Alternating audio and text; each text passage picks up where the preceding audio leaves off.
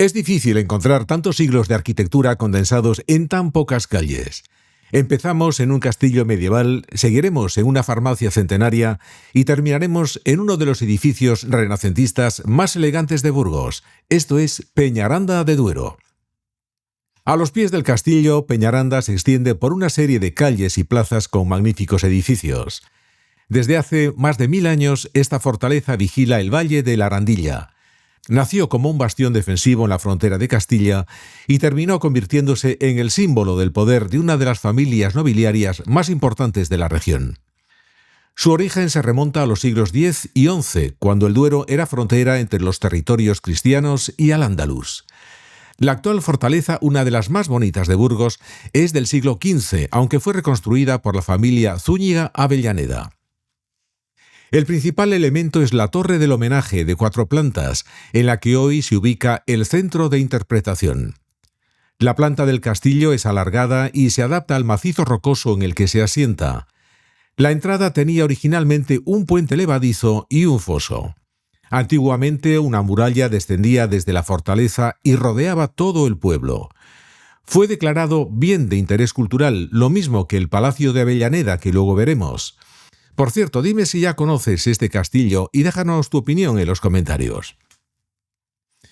Descendemos con el castillo todavía a la vista por las calles de Peñaranda, en las que hay que admirar las casas blasonadas y la típica arquitectura de la comarca con los tradicionales soportales. La que veis ahora es la farmacia más antigua de España, de las que aún están en funcionamiento. Esta de Peñaranda es de 1725, así que imaginad la cantidad de fármacos que han despachado 8 generaciones en estos 300 años. Y si quieres alojarte en Peñaranda, te recomendamos el Hotel Refugio de Don Miguel, que está casi al lado de la farmacia. Pasamos ante el ayuntamiento para llegar a la imponente Plaza Mayor. Son varios los elementos que llamarán tu atención. El de mayor tamaño es el Palacio de los Avellaneda, también conocido como de los Condes de Miranda. La fachada plateresca está llena de detalles escultóricos, escudos y referencias mitológicas. Es un precioso edificio del siglo XVI y una de las joyas del Renacimiento español. Actualmente está siendo adaptado para su conversión en un hotel termal de 5 estrellas. En la misma plaza está el Rollo de Justicia, uno de los mejores ejemplos góticos de esta clase de columnas. Los condes de Miranda mandaron construirlo en el siglo XV. A duras penas conserva los escudos de los Zúñiga y Avellaneda, puesto que a principios del siglo XIX se eliminaron muchos símbolos nobiliarios. Ocupa este emplazamiento desde 1963. El Arco de la Plaza es otro de los accesos a este centro neurálgico de Peñaranda.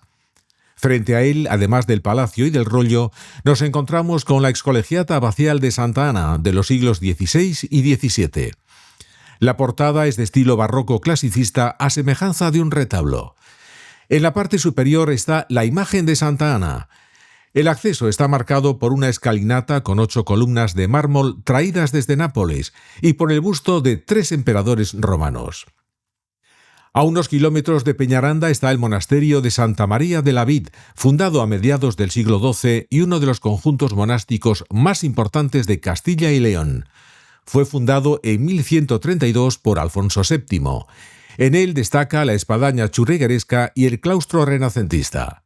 Además de la hospedería que alberga, hay enfrente otro centro hostelero en el que se pueden adquirir múltiples productos regionales, así que la excursión vale la pena.